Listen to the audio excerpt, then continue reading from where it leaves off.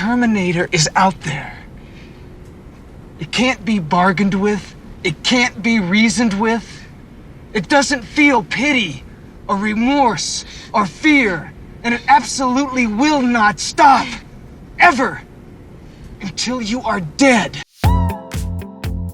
What happens when you take a violent science fiction thriller from the 80s and turn it into a summer blockbuster? Well, you get Terminator 2, one of the most financially successful releases of all time, loved by critics and audiences alike. But is Terminator 2 Judgment Day really a good movie? Is it really worth all the hype?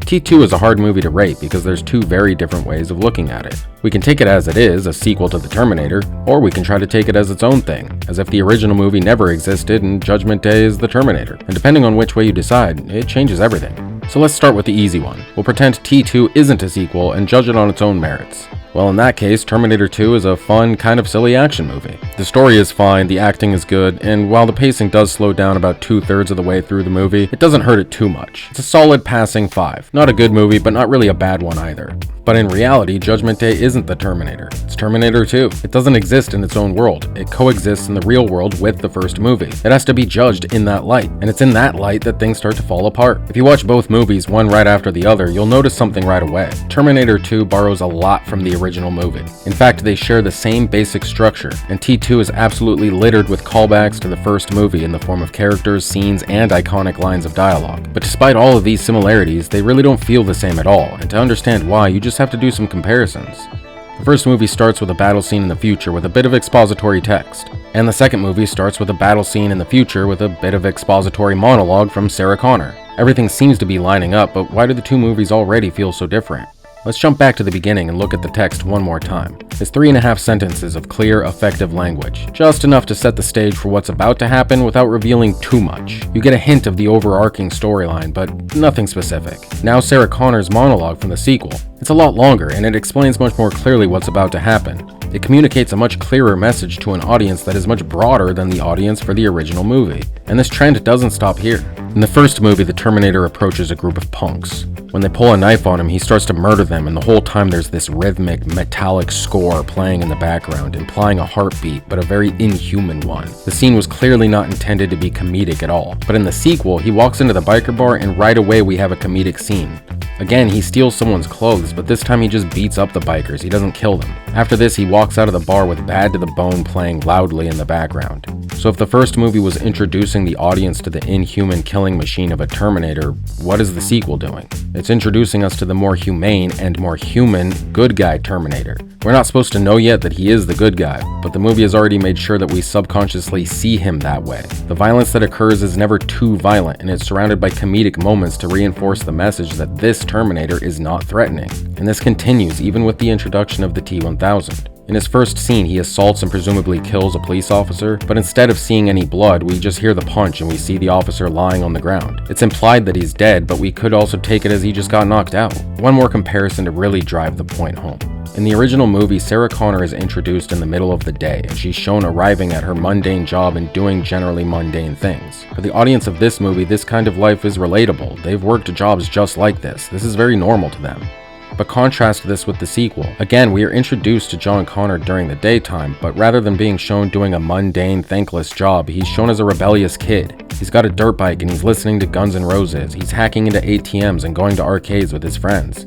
For a lot of the intended audience of this movie, while this isn't exactly normal to them, it is very cool. And hopefully by now you're starting to see the point.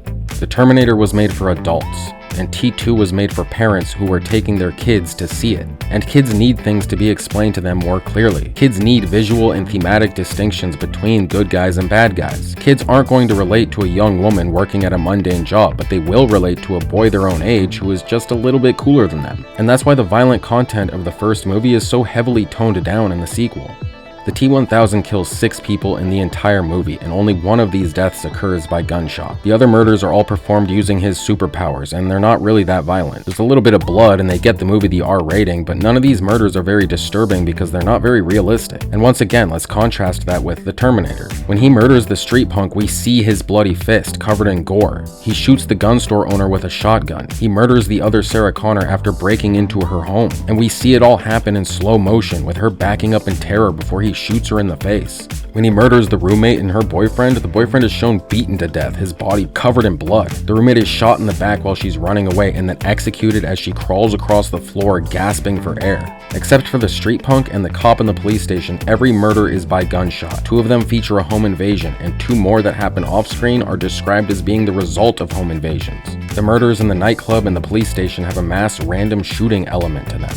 The violence here is almost all explicit, gritty, and most importantly, realistic. It's not done using fantastic powers or advanced weapons, it's almost always with a gun and almost always at close range. Now, the point of this isn't to say that being less violent or having a lighter tone is necessarily bad. It's to say that the Terminator was a gritty science fiction horror movie made for adults and T2 was a family-friendly blockbuster. The studios wanted a mom to feel comfortable letting her 10-year-old son see it after soccer practice, and according to the available data, that's exactly what happened. The Los Angeles Times reported that T2 Judgment Day's audience was 50% children and teens, with 30% of that audience being female. Terminator 2's success with kids was compared to that of Batman and Home Alone. Subway, Pepsi, and other companies all had merchandise collaborations with Terminator 2, and most of the post-release and even pre-release merchandise was largely aimed at children. Again, a family movie isn't necessarily a bad movie. In fact, some of the best movies ever made were quote-unquote family movies. But being a movie that is digestible and acceptable for kids does mean that certain choices have to be made, and sometimes those choices can harm a movie. Character motivations need to be simplified, and character actions need to be explained. We can't just have the Terminator slowly learning to be more human, we need John Connor to explicitly teach him to be more human, and we need other characters to talk about him acting more human. We can't have people getting killed and not knowing why, we need to have Sarah Connor explain to us at the beginning of the movie why the T-1000 is killing people.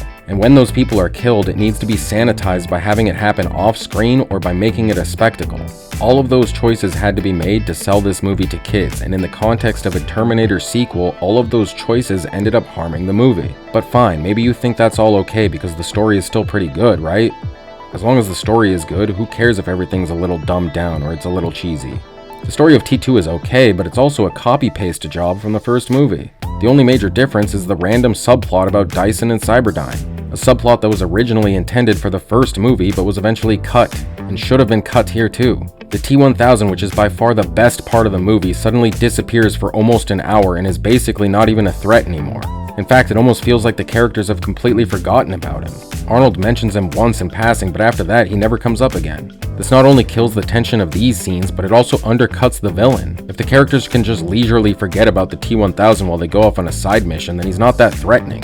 Now when he shows back up, the movie does get good again. But it also goes right back to being an almost direct copy of the original movie. The T-1000 chases them in a semi-truck that eventually crashes and explodes. Then he chases them into an industrial factory type setting where he is eventually killed by something like himself. It was a machine press for the first movie for the machine Terminator, and it's molten steel in this movie for the liquid metal T-1000. The first movie ended with Kyle Reese sacrificing himself to kill the Terminator, and the sequel ends with Arnold sacrificing himself to stop Cyberdyne. Everything good about T2's story is directly lifted from the Terminator. Everything new about T2's story is either dumb, boring, or cheesy. But what about the characters? The characters are pretty decent, right?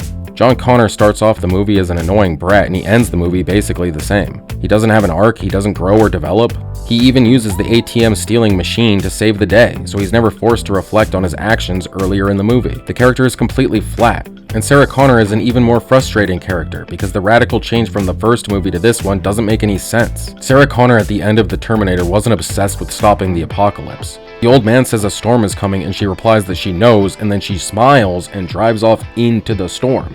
So having her suddenly go crazy in this movie and be so obsessed with stopping the apocalypse that she almost becomes the Terminator, it just doesn't work very well. It's the kind of idea that should have stayed on the cutting room floor. Arnold's character is fine. He works in just the right amount of emotion so he still kind of feels like a robot, but he's also heavily nerfed and he's used as comic relief for most of the movie. You know, despite being the good guy, Kyle Reese had an edge to him. You were never quite sure how far he'd be willing to go to protect Sarah Connor. But the Terminator in this movie has none of that. He's a funny character that's mostly harmless. And finally, the T-1000. Now this is a great movie character. The T-1000 is definitely one of the best movie monsters of all time, but that's just the problem. He's not the cold, calculating, emotionless machine from the first movie, he's a monster with superpowers. So then what are we left with? A few bland characters and a great villain who would be a great villain for a different movie. We have a story that's almost directly lifted from the original Terminator and a cheesy, pointless subplot that completely sidelines our great villain. And to top it off, the movie reminds us every 5 seconds that it's a Terminator sequel, so it's impossible not to compare it back to the original.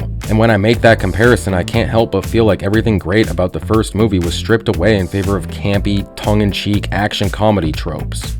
And yes, the action is great, there's no question that James Cameron is really gifted at doing action. But good action can't save a bad story or lackluster characters. Terminator 2 has those problems, and when you have enough bad, it starts to ruin all the good that you have. Look, you can like this movie. You can even love this movie. I love plenty of movies that aren't that good. Heck, I even like some bad movies more than I like some good movies. But being entertaining is different from being high quality. And the official movie ratings list is not about how entertaining something is, it's about the objective quality something has. So with that in mind, I have to give Terminator 2 Judgment Day an official rating of 4 out of 10. Ultimately, it's just another bad sequel to a great movie that definitely did not need a sequel. We here at the official movie ratings list would like to thank you for watching this video. If you enjoyed yourself, please consider subscribing to our channel and leaving a thumbs up on this video. And together, we can change the way we watch movies.